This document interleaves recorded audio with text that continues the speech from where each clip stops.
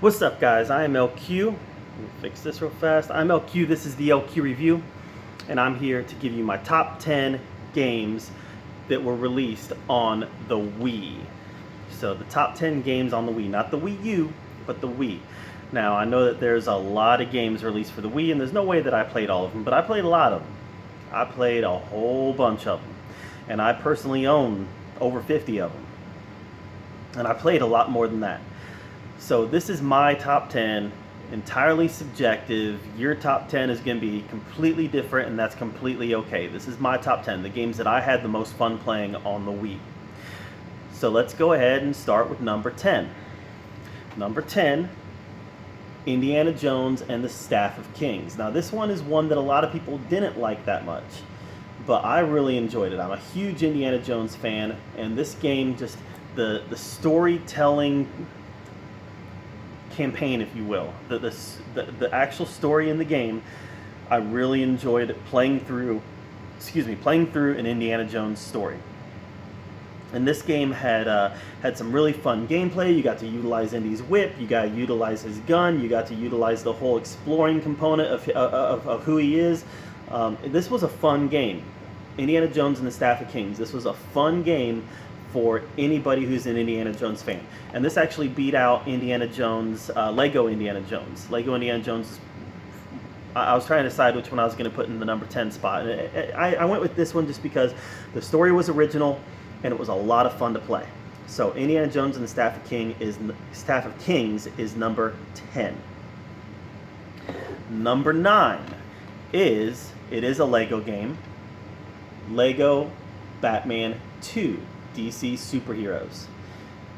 I've said before on this channel, I'm a big sucker for Lego games. I think they're a lot of fun. They're a lot of fun to play with your family. I've got 2 kids. These are fun games to play with my kids, but they're enough to keep adults entertained as well. The puzzle solving aspect of them, the action aspect of them, unlocking different parts of the game, different characters. These are engaging games. They're a lot of fun to play with your kids, with a family.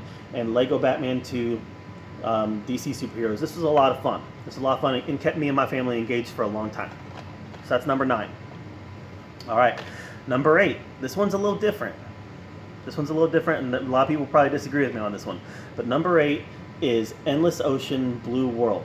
This is one of those open world games that there's not a bad guy in it. There's no enemies to fight. This is just a fun exploration game. And again, this is something I got to do with my kids.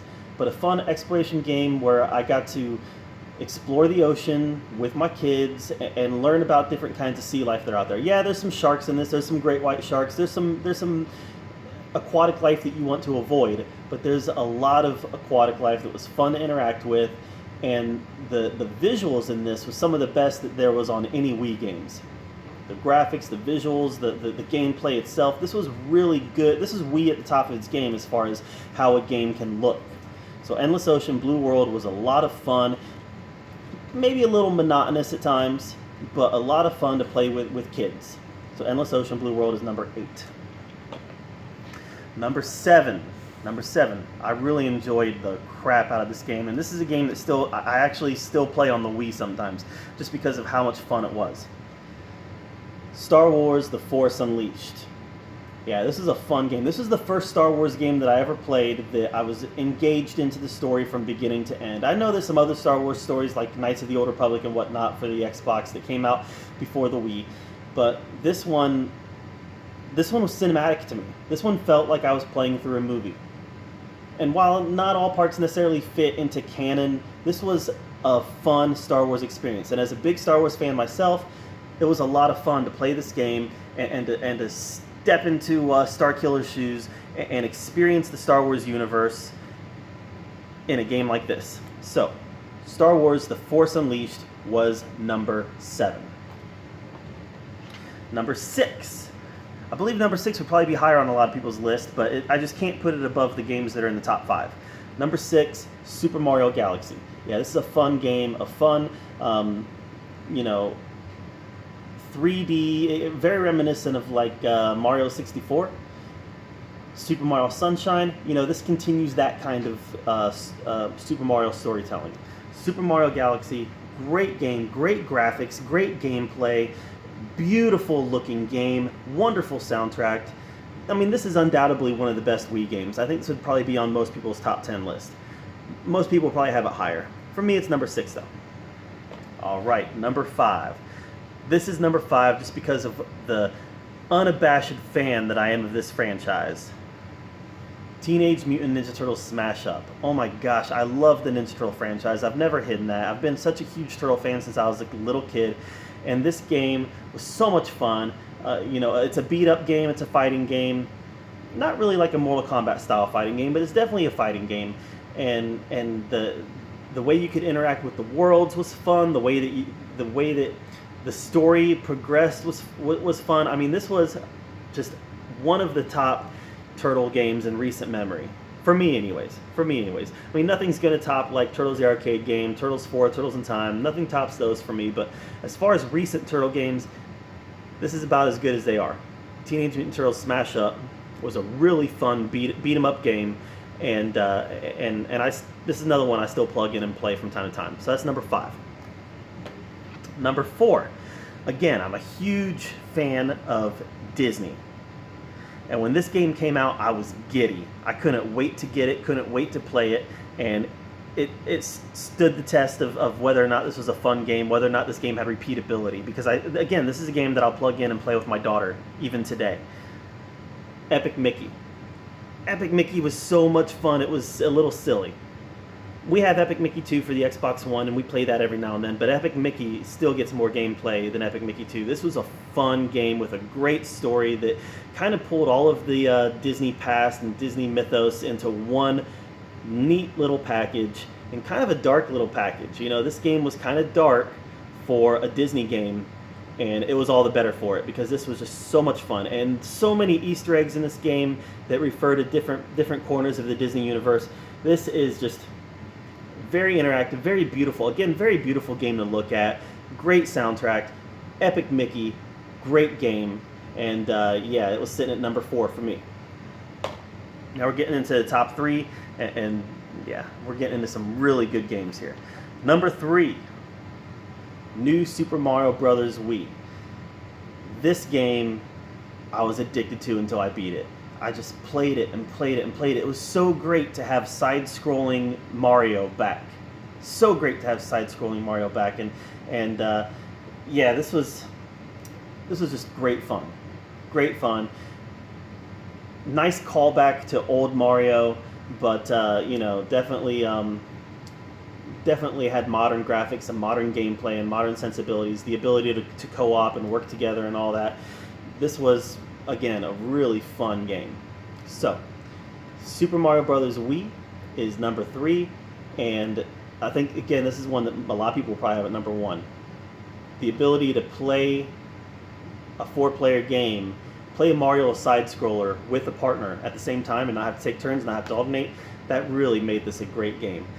Again, the graphics was beautiful, the soundtrack was beautiful, a lot of callbacks to earlier games, but New Super Mario Bros. Wii, just fantastic. And the New Super Mario Bros. Wii U, great game as well. I'll probably do a Wii U top 10 list here soon. But this is a franchise that continued. And it's obvious why it continued, because people wanted that side-scrolling Mario. And we got him, and it didn't disappoint. So, New Super Mario Bros. Wii is number 3. Number 2, probably a game a lot of people would have at number 1. Super Mario Kart Wii, or Mario Kart Wii. This game is super addicting. The worlds were very interactive and different, different routes you can take, different weapons, different characters. The ability to play this game online was a lot of fun. The ability to use the Wii steering wheel, which I still use the Wii steering wheel when I play this game. This game ate up hours and hours and hours and hours of my life. The cast of characters was great. The worlds was great. There's nothing bad I can say about this game. Again, the soundtrack was wonderful. 2-player mode is great. The first world, I forget what the circuits were now. I've been playing different Mario Kart games so much that I kind of forget what the circuits are called in the individual ones. But the first world was kind of easy, and then they get progressively harder, as they do in the Mario Kart games, but that last world was incredibly hard. But being able to unlock other worlds past past courses, and again, online gameplay. This was new for the Mario Kart. This was the first time Mario Kart, as far as I know, this is the first time Mario Kart was able to be played online against other people, and that opened up a whole new world for Mario Kart. So, Mario Kart Wii, number 2, wonderful game. I've wasted hours of my life playing it.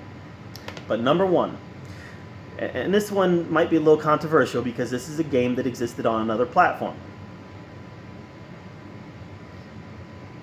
Legend of Zelda Twilight Princess.